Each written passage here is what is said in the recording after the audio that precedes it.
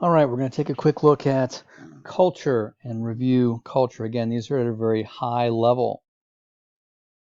So the big ideas in culture, we'll look at pop culture versus folk culture, some of the characteristics of each. We'll look at material versus non-material culture, some other concepts: acculturation, assimilation, and then syncretism. We'll examine cultural hearths and regions. We'll look at different aspects of the cultural landscape, including the idea of placelessness, and also the convergence of cultural landscapes. We'll look briefly at housing, and again, I'm not sure housing is going to get that specific in our test this year, but we'll talk a little bit about that. We'll talk about how culture diffuses, the different types of diffusion. We'll touch again on distance decay and the impact of time-space compression. And then finally, the effects of globalism. So what is culture? Well, culture is a combination of three different things. It's the customary beliefs and values of a people. It is the material artifacts, it tends to be something tangible, but not always necessarily. And then the social forms, so political institutions. So take a look at the graphic there, all those things that go into culture. The first thing we looked at in culture is popular culture versus folk culture, and some of the characteristics here of each. Popular culture tends to be large. It incorporates a heterogeneous population. It tends to be urban, tends to be in more developed countries. Obviously, it's suburban as well in developed countries, certainly in the United States. The experiences quickly change cultural traits, and popular culture tends to be fleeting. It changes quite quickly. It can manifest itself in clothing, music, dance, food, even religious practice, and even aesthetic values. Folk culture, very local, kind of the opposite. It is small. It incorporates a homogeneous population, so like people, typically rural, oftentimes ethnic as well, and it's cohesive in its cultural traits. Material versus non-material culture. Material culture tends to be things that are tangible, things that we construct: art, houses, clothing, sports games that we come up with, dance, foods. Non-material culture is a little more less tangible. So the beliefs, the aesthetics, and the values of a group of people. Your material culture reflects your non-material culture. So for example, as you see here, the Chinese dragon, historically a symbol of the emperor. Generally in modern times, it's used as a symbol of Chinese culture. Just one example. Okay, acculturation, if I remember correctly, I gave you a good chart that describes the differences between acculturation, assimilation, and syncretism. So you may want to refer back to that. But generally, acculturation is when one group of people adopt the cultural traits of another culture. Assimilation, the process by which people lose originally differentiating traits when they come in contact with another society or culture, usually a superior society in strength, society or culture. We certainly saw a lot of forced assimilation in the United States in the 1800s and 1900s when the US government forced indigenous people and certainly the indigenous youth to adopt the dominant culture, stripping them of their religion, their language, their dress, their dance, you name it. Syncretism, blending of traits from two different cultures to make something that is unique and that is a new culture. So the example we associate with the Easter Bunny from early pagan symbols for springtime and rebirth. Different aspects of Halloween is another example. Christmas is another example. And there are many other examples of syncretism. Cultural hearths. Just like any hearth, it's going to be the area from which important cultural traits originate, and there are many different cultural hearths around the globe. So we're just going to highlight some of these areas here and some of the things that originated in these areas. I'll show you a map here in just a bit. Mesopotamia, creation of writing, innovations in mathematics and astronomy, architectural developments as well, generally in the building of large temples. The Americas, known for building thousands of miles of roads in the mountains. Legacy is the persistence of the Checa language, the official language of the Incas. I think we talked about this a little bit as we talked about language too. The Mayans with their elaborate pyramids, the Aztecs with their complex religious systems, a very detailed calendar, and an effective bureaucracy. Cultural hearth of West Africa, wealthy empire allowed the formation of art, the development of religion, and other cultural components to flourish. Greco-Roman, so with the Greek most remembered for their contributions to art, philosophy, and science. The Romans, their achievements in government and in governance. Military achievements, certainly engineering and bureaucracy as well. The Indus Valley, with its communal baths, its early working drainage systems, early in different in societies, and the importance of agriculture. North China, with the domestication of grains. We'll talk more about that in agriculture, fruits and vegetables. Later dynasties remembered for its bronze art. The first Chinese writing systems come from North China, as in addition to well-organized political system. The Nile River in Egypt, complex theological, political, and social systems, cultivated a variety of grains, had a very complex trade system, science, math, and technological influences around the Mediterranean. Geographically, the location of some of these hearths, and again, these early ancient cultural hearths were primarily determined by the physical environment. As you can see, for the most part, along coastal regions or major rivers, very directly tied to the physical geography.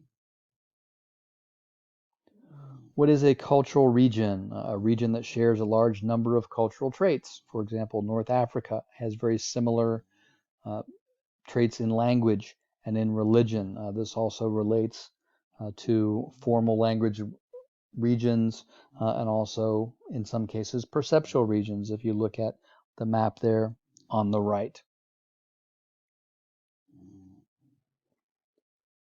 Cultural landscapes. When we talk about cultural landscapes, we're talking about the cultural impact on an area. This means the buildings, how we do agriculture, the roads, the signs, nearly everything that humans have created. So basically, what is the human impact on an area? How have humans changed the landscape?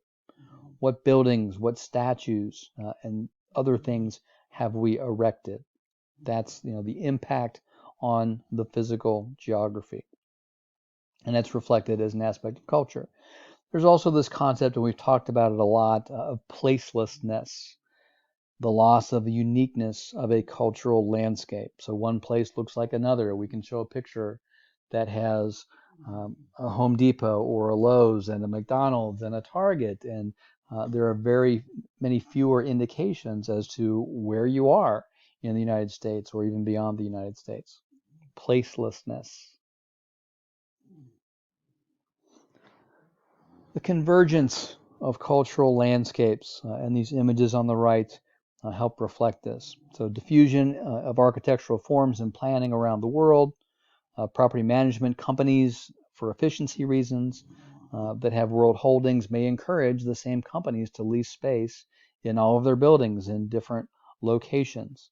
A widespread distribution of businesses and products can create a distinctive landscape stamp around the world, but also the borrowing of idealized landscape images blurs a place's distinctiveness.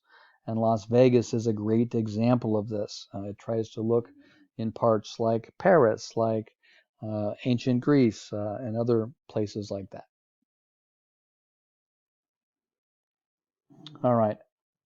Housing as a reflection of culture. Again, I'm not sure how.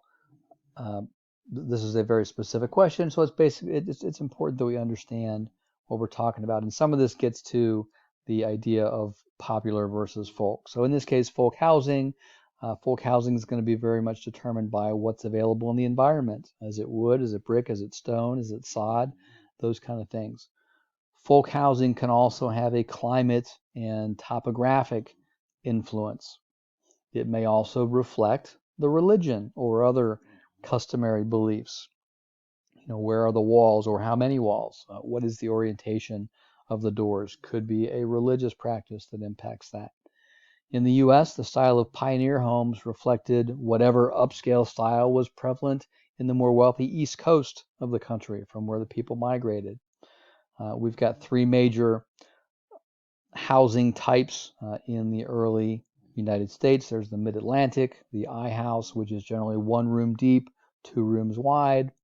There's the lower Chesapeake or Tidewater style, one-story house with a steep roof and a chimney at both ends. And then there's also the New England style, a box-shaped house with a larger central hall. And this is generally the map that you see that reflects the diffusion of these housing styles. New England, Mid-Atlantic, lower Chesapeake and Tidewater. As those people left the East Coast and migrated, they took their style of housing with them.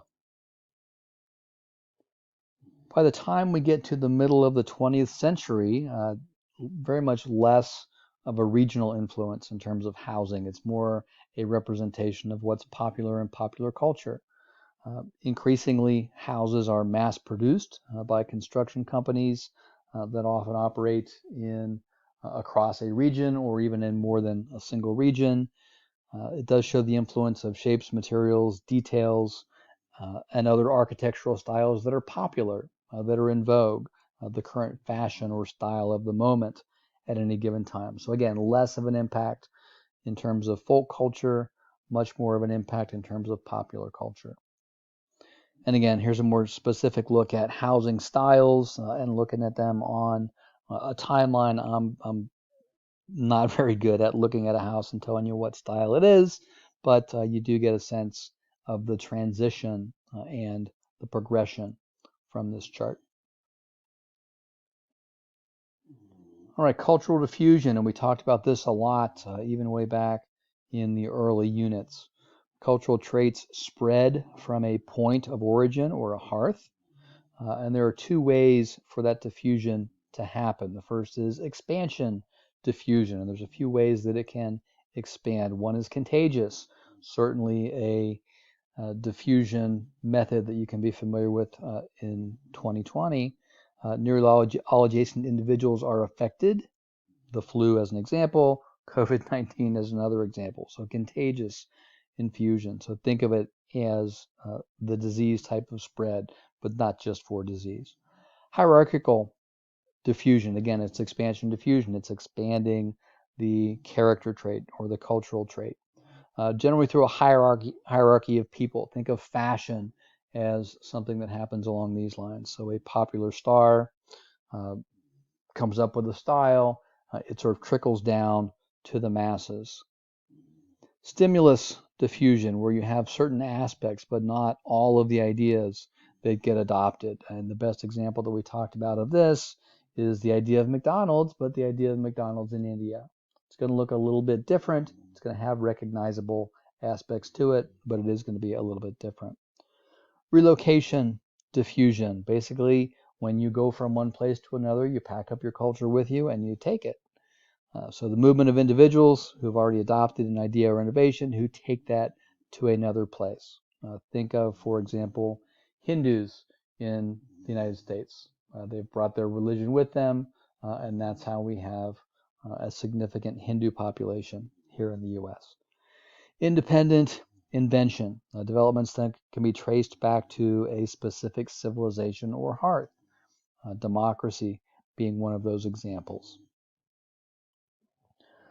All right, and then finally, distance decay, something we talked about in previous units as well, and also time-space compression. So during the last the past century, the pace of diffusion has quickened, and it takes less and less time, months, days, weeks, almost instantaneous hours. The spatial extent of a diffusion is also expanded. So not only does it happen more quickly, but it happens on much more broad a scale. And again, something that's not mentioned here is oftentimes is tied to technology. Distance decay. The likelihood of diffusion decreases over time and distance from the hearth. So the further away you are, or the longer you are removed from something, the less likely it is to travel. Altered by transportation and communication technologies. Again, there's that communication aspect as well. Time-space compression. Diffusion depends on the connectedness of places, and with modern technologies, major world cities have become more and more connected. So again, globalization. Uh, Businesses have global offices. Trade is over a global network. Technologies facilitate globalization. Also creating the infrastructure through which innovations diffuse. And again, I keep thinking of the internet as a great example of that global infrastructure. Certainly popular culture has diffused tremendously, whether it's music with like BTS, for example, certainly fashion as well. All right, so that's our quick high-level review of culture. We will move forward in the next few days with some other aspects of culture and other subjects that we need to know for our AP test next week.